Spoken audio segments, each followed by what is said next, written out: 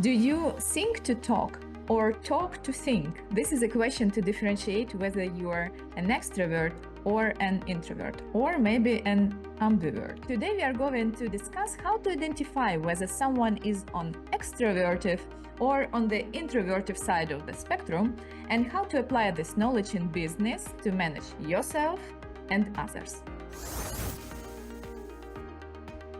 Hello, my dear leaders. This is Victoria and Psychology in Business. Combining my education and experience in psychology and in business administration, I empower business leaders to transform mindsets and behaviors to achieve their goals. Fun fact, 80% of introverts find time spent alone more satisfying than time spent with others, versus only 29% of extroverts feel the same. However, it's not binary.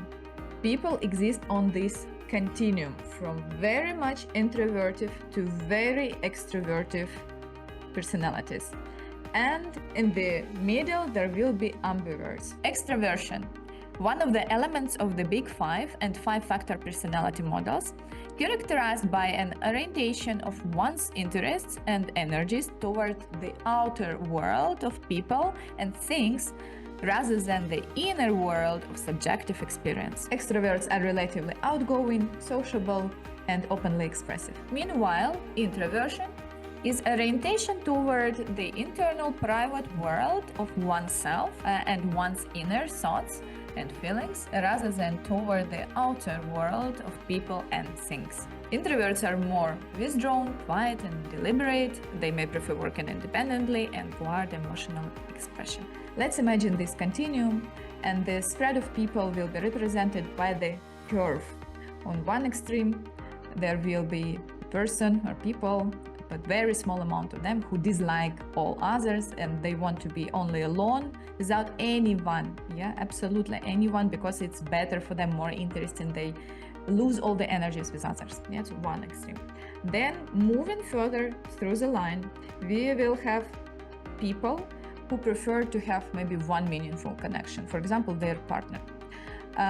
Then it would be their partner and their friend. And maybe next there would be 2-3 very good friends. Yeah. Then moving further, there will be 4-5 friends, and maybe some relatives and friends, and then maybe friends of friends or relatives. And moving to this extreme, so we already turn from introvertive and ambivertive to very extrovertive people who not only have very close friends, but also the friends of friends and former colleagues and other people around, the neighbors and schoolmates and whatsoever. Then everyone is their friend and they make this connection super easily. And at some point, these connections becomes super extremely shallow and not meaningful, and this person converts to a social butterfly, so to say, without possibility to make any deep connections.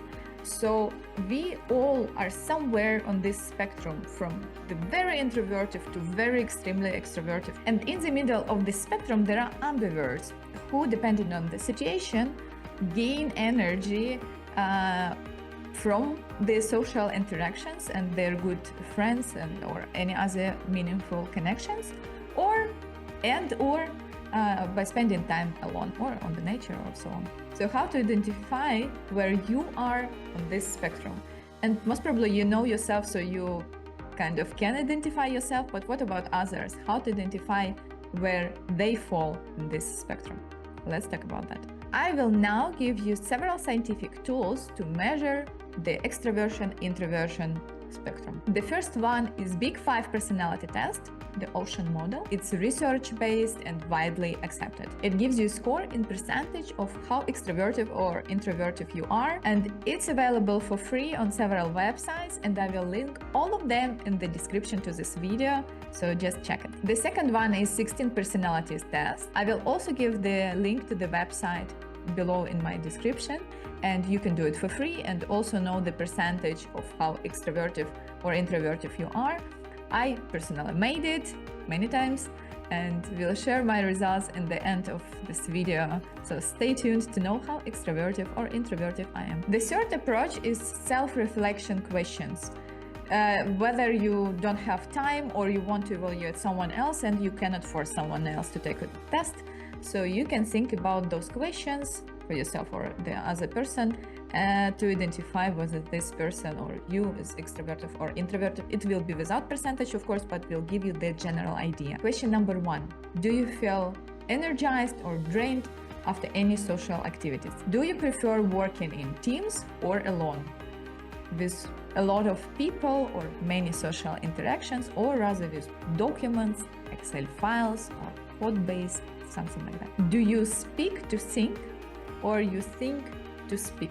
Do you prefer lively group discussions or deep one-on-one conversation? So the first option in this question leans toward the extroversion, and the second option leans towards introversion. Comment below your test results or the most introverted or extroverted thing you've ever done in your life. So now, how to use this knowledge in business life? Understanding yourself as a leader, knowing your position on this spectrum, introversion, extroversion, can give you a lot. For example, optimize your leadership style. If you are an introvert, then optimize and leverage your listening skills, your one-on-one deep and meaningful connections, deep thinking, and strategic decision making. You have these gifts naturally given to you, and the exercise will be to apply this and leverage this in business. If you are an extrovert, you can use your energy to inspire, to motivate others, to make good network of people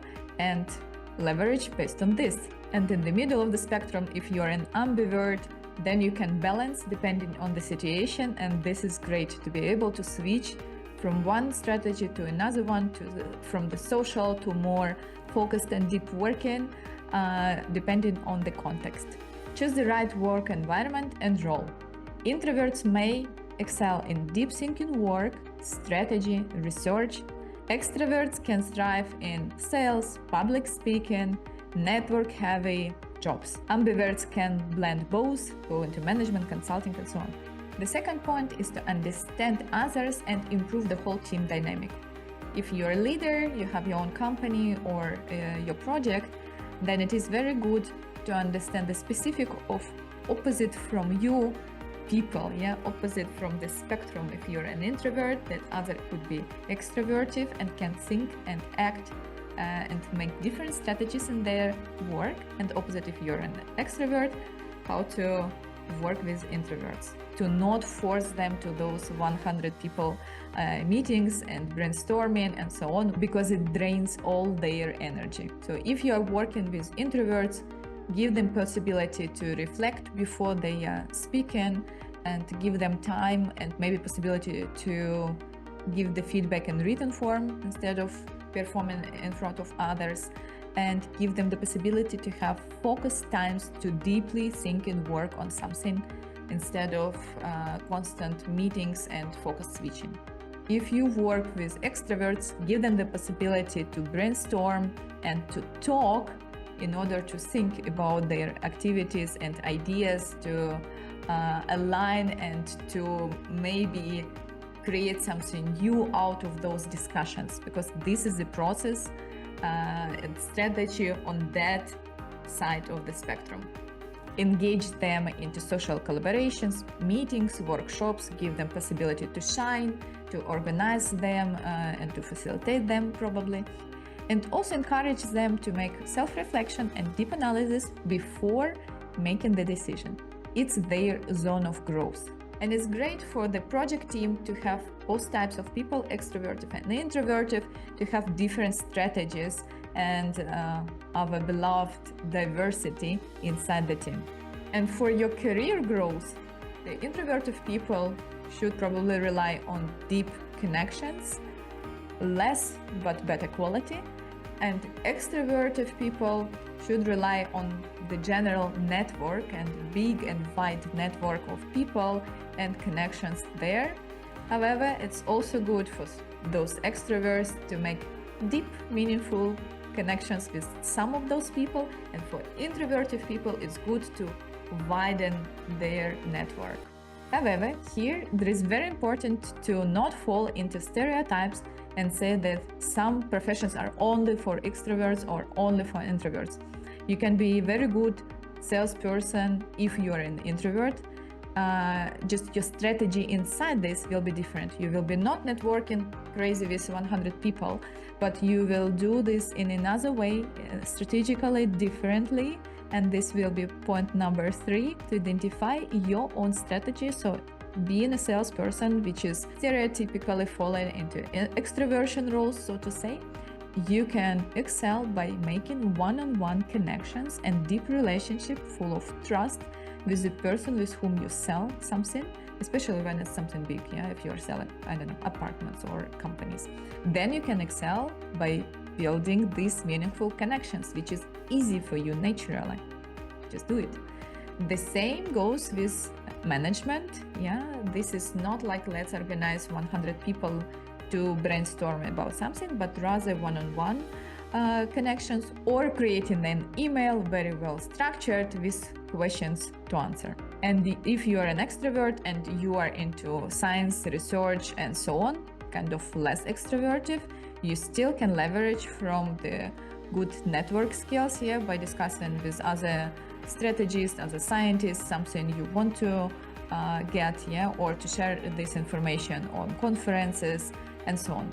Just find your strong points and use them. And of course, we can enhance something where we are not that strong naturally, enhance our communication and decision making.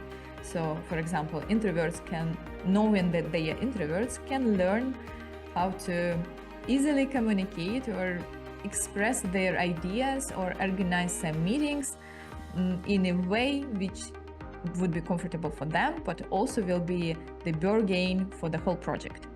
And the opposite for extroverts: pause, slow down, reflect on what happened, and think before you express your idea. Instead of seeing introversion or extroversion as a limitation, use it as strengths in business. Understanding others better helps you manage teams, make successful negotiation, and overall build very high-performing team environment. The best leaders know how to balance these both sides and both types of strategies for deep reflection and bold actions. And I promise you to tell about myself where I am on this spectrum.